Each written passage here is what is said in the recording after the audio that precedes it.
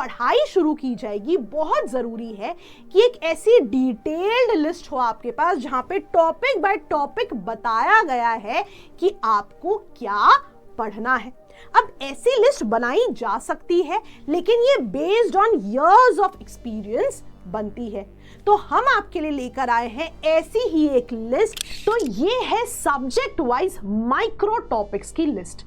जो भी टॉपिक आप प्रिपेयर करें, मैं अभी आपको लिस्ट भी दिखाऊंगी जो आप हमारे वीडियो के डिस्क्रिप्शन सेक्शन से डाउनलोड कर सकते हैं। अगर आप इस पूरी लिस्ट को गो थ्रू करेंगे ज्योग्राफी की, आप देखेंगे कि एनसीईआरटी के छोटे से छोटे टॉपिक्स कवर किए गए हैं। फॉर एग्जाम्पल आप देखेंगे evolution of lithosphere, evolution of atmosphere, evolution of hydrosphere, ऐसे टॉपिक्स एनसीईआरटी में दिए गए हैं। और सबसे बढ़िया बात पता है क्या है, आपने पढ़ाई की एक चेकलिस्ट की तरह ये लिस्ट आपके लिए एक्ट करेगी। 3 एनसीईआरटी की किताबें हैं जो हम रेकमेंड करना चाहते हैं, जिनसे आपकी पॉलिटी एंड गवर्नेंस की अंडरस्टैंडिंग ट्रांसफॉर्म हो जाती है। यूपीएससी प्रीलिम्स का सिलेबस डिफाइंड नहीं है। आइए एग्जाम की नोटिफिकेशन में देखें तो प्रीलिम्स एग्जाम के सिलेबस में जनरल स्टडीज में बहुत ही स्पेसिफिक इंफॉर्मेशन दी गई है। फॉर एग्जाम्पल हिस्ट्री के सिलेबस की बात करें तो history of India and Indian national movement. लेकिन जब पढ़ाई शुरू की जाएगी बहुत ज़रूरी है कि एक ऐसी डिटेल्ड लिस्ट हो आपके पास जहां पे टॉपिक बाय टॉपिक बताया गया है कि आपको क्या पढ़ना है। अब ऐसी लिस्ट बनाई जा सकती है, लेकिन ये based on years of experience बनती है।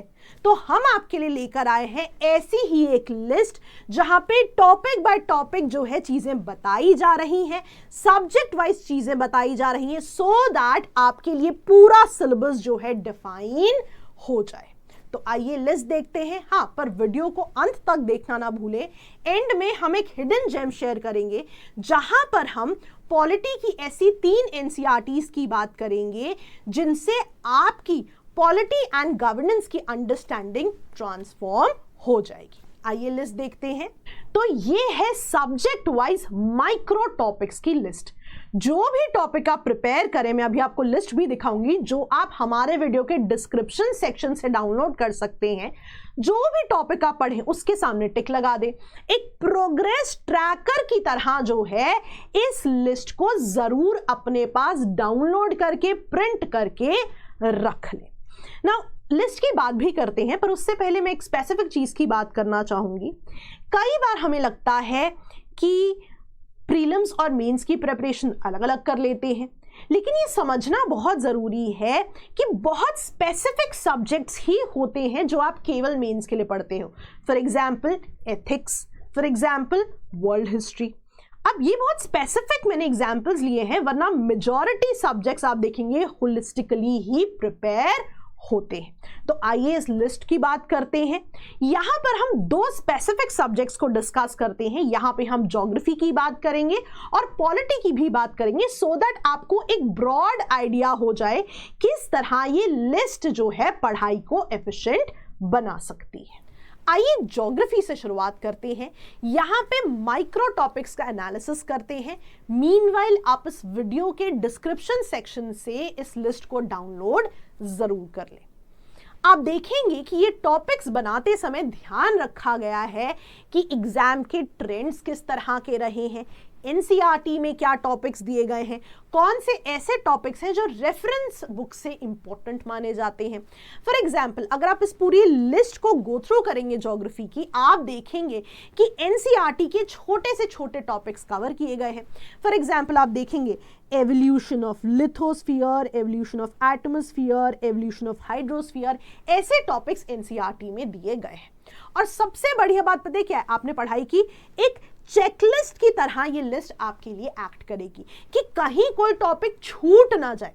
जितना जरूरी है कॉम्प्रिहेंसिव प्रिपरेशन करना, उतना ही जरूरी है टू इंश्योर कि कोई टॉपिक छूट ना जाए। इवन आप देखिए motions of the earth, rotation, revolution, latitude, longitude, इन पर भी जो है यहाँ पे टॉपिक लिस्टिंग की गई है। इस बार जैसे यूपीएससी प्रीलिम्स में इंटरनेशनल डेट लाइन के बेसिस पे सवाल आया, इस लिस्ट में कवर्ड है। कई बार आप देखेंगे rotation and revolution of the अर्थ पे सवाल आया है, इस लिस्ट में इंक्लूडेड है। तो जो जो आप प्रिपेयर करते जाए ना, उस पर आप टिक जरूर करते जाए।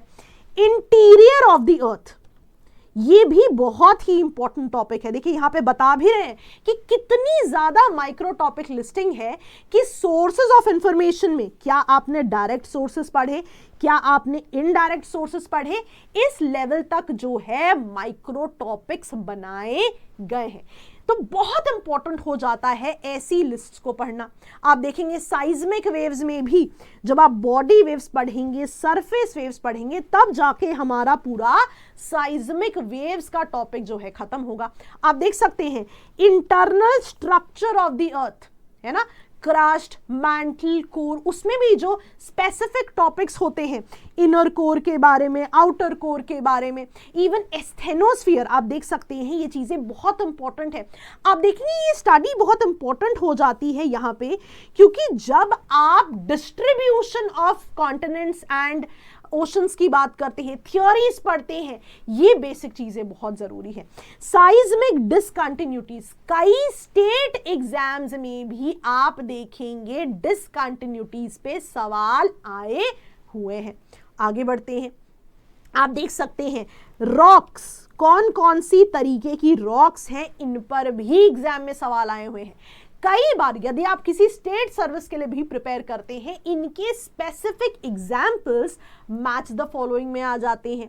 इसके अलावा आप देखिए अर्थक्वेक्स, शैडो जोन क्या होता है, पी वेव्स क्या होती है, एस वेव्स क्या होती है, उनका इंपैक्ट क्या है, एपिसेंटर, है ना, डिस्ट्रीब्यूशन ऑफ अर्थक्वेक्स, है ना। आप देखेंगे जब आप पढ़ाई करेंगे आपको पता लगेगा कि हम कुछ स्पेसिफिक अर्थक्वेक बेल्ट्स पढ़ते हैं, है ना। ऑफ कोर्स ये चीजें हमारे बैचेस में कवर्ड होती हैं, लेकिन अगर आप खुद से प्रिपेयर कर रहे हैं, आप इस लिस्ट को जो है जरूर फॉलो करें। आगे और भी चीजें देख लेते हैं। हम वोल्केनोज की बात कर रहे हैं। इसके अलावा आप देख सकते हैं बड़े ही स्पेसिफिक पैरामीटर्स, आप देख सकते हैं एनसीईआरटी में ना ये चीजें बहुत स्पेसिफिक तरीके से पढ़ी जाती हैं, क्योंकि ये वो पैरामीटर्स हैं जो आपको याद करने पड़ते हैं। लैंड फॉर्म्स, है ना, volcanic land forms, extrusive land forms क्या होते हैं, इंट्रूसिव लैंड फॉर्म्स क्या होते हैं। तो एक एक लैंड फॉर्म पढ़ के उसको टिक करना ना भूलें। इवन डिस्ट्रीब्यूशन ऑफ वोल्केनोज, दुनिया में मेजॉरिटी अर्थक्वेक्स और volcanoes Pacific ring of fire में ही क्यों आते हैं, और कहां कहां पे वोल्केनिज्म देखा जा सकता है। सुनामी, मेंस एग्जाम में पूरा का पूरा सवाल आया हुआ है सुनामी पे। तो ये चीजें बहुत इंपॉर्टेंट है। इवन जो स्पेसिफिक चैप्टर्स हैं, exogenic forces, endogenic forces, even जो लैंड फॉर्म्स वाले चैप्टर्स हैं, वो जो है बहुत स्पेसिफिक तरीके से यहाँ पे कैटेगराइज किए गए हैं। एनीवेज, यहाँ पे अगर आप और देखें, जैसे distribution of ocean and continents की थ्योरीज, अब कॉन्टिनेंटल ड्रिफ्ट थ्योरी पे प्रीलिम्स में भी सवाल आया हुआ है, मेंस में भी सवाल आया हुआ है। आप देख सकते हैं बड़े स्पेसिफिक पैरामीटर्स यहाँ पे कवर्ड है कि क्या एविडेंसेस हैं। आप देख सकते हैं एक एक एविडेंस यहाँ पर कवर किया गया है। तो बहुत ही ज्यादा डिटेल्ड लिस्ट है। मेंस में जो है थ्योरी ऑफ प्लेट टेक्टोनिक्स पे मल्टीपल टाइम्स जो है सवाल पूछे गए हैं। जो प्लेट बाउंड्रीज होती हैं वहां पे कन्वर्जेंस, डाइवर्जेंस, इनकी बात होती है। तो आप देखेंगे मेंस में मल्टीपल टाइम्स ये सवाल पूछे गए हैं। Land forms and their evolution, आप देख सकते हैं बहुत ही स्पेसिफिक पैरामीटर्स यहां पर दिए गए हैं। एक एक जो है पैरामीटर आप यहां पे लिस्ट में देख सकते हैं। और आप देखेंगे क्लाइमेटोलॉजी, जिससे बहुत ज्यादा सवाल आते हैं प्रीलिम्स में, इवन मेंस में। आप देख सकते हैं सब कुछ यहां कवर्ड है। Composition of the atmosphere, water vapour, multiple times prelims में सवाल आ चुका है। Even layers of the atmosphere की अगर यहां पर हम बात कर रहे हैं, इनसे भी मल्टीपल टाइम्स प्रीलिम्स में सवाल आ चुका है। यहां पर ट्रोपोस्फियर में मेंस में क्वेश्चन भी पूछा गया है।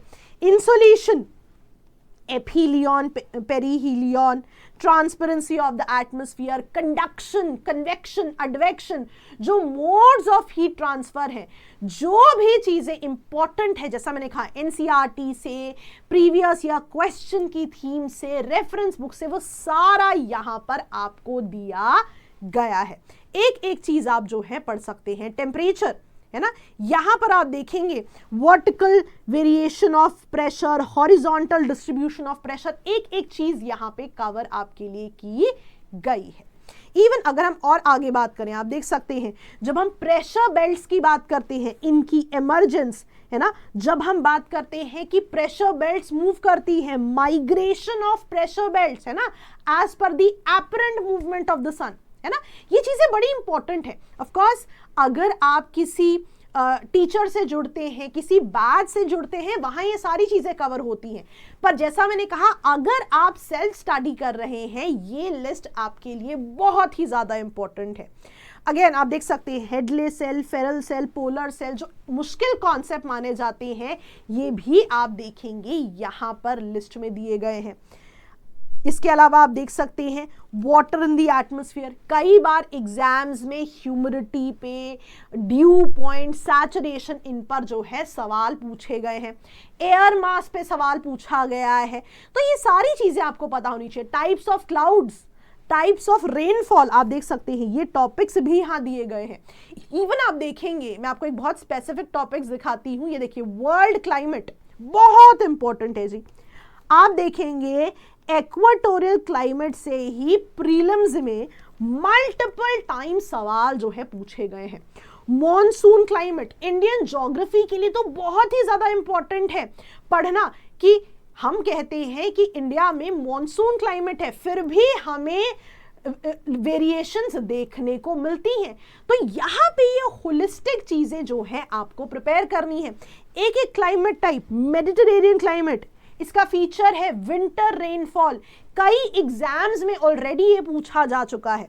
आगे और भी पैरामीटर्स देखते हैं। ओशनोग्राफी, मेंस में मल्टीपल टाइम सवाल पूछे गए हैं। प्रीलिम्स की बात करें तो यहां पर भी कई बार है ना, नॉट ओनली इन यूपीएससी, पर अगर आप किसी स्टेट एग्जाम की भी बात कर रहे हैं, सवाल पूछे गए हैं। जो टेबल्स होते हैं स्पेसिफिक एनसीईआरटी में, वो बहुत इंपॉर्टेंट होते हैं। आपने कोई भी टेबल पढ़ना जो है मिस नहीं करना।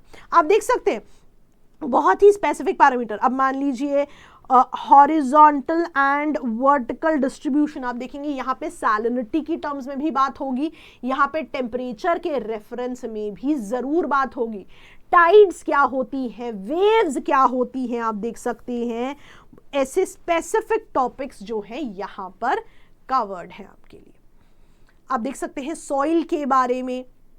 इवन अगर मैं आपको बहुत स्पेसिफिक पार्ट बताऊं, अभी तो हम केवल बेसिक्स की बात कर रहे थे, जब हम इंडियन ज्योग्राफी की बात करेंगे वहां पे भी आप देख सकते हैं पूरी physiography, drainage, natural vegetation, soil, climate, बहुत ही सारी चीजें आपको यहाँ पे मिलेंगी। फॉर एग्जाम्पल आप देख सकते हैं ड्रेनेज की यहाँ बात हो रही है, फिजियोग्राफी की बात हो रही है, और आप देखिए सारे ब्लॉक्स अलग से बने हुए हैं, है ना।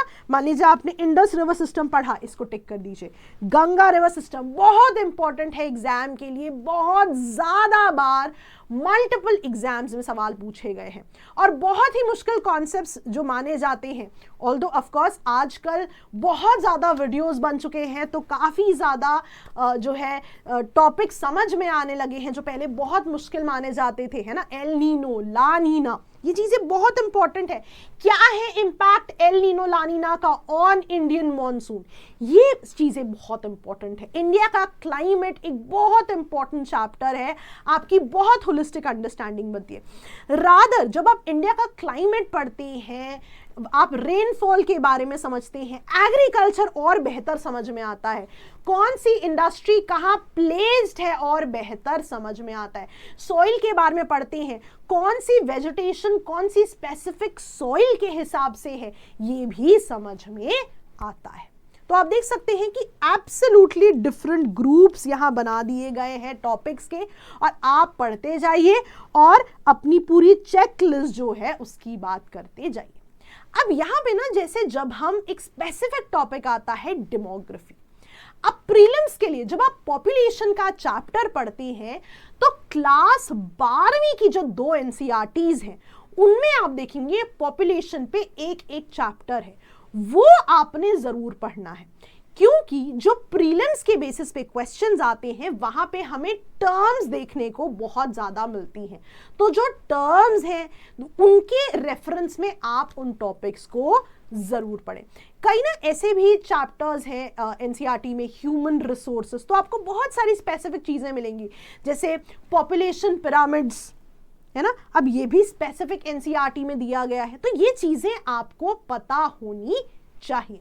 कई ऐसे भी टॉपिक्स होते हैं जो आप देखेंगे मेंस में सोशल इश्यूज के साथ भी जो है जुड़ेंगे। फॉर एग्जांपल अर्बनाइजेशन आप देखेंगे, आप सोशल इश्यूज में भी इनको पढ़ते हैं, पॉपुलेशन आप सोशल इश्यूज में भी पढ़ते हैं।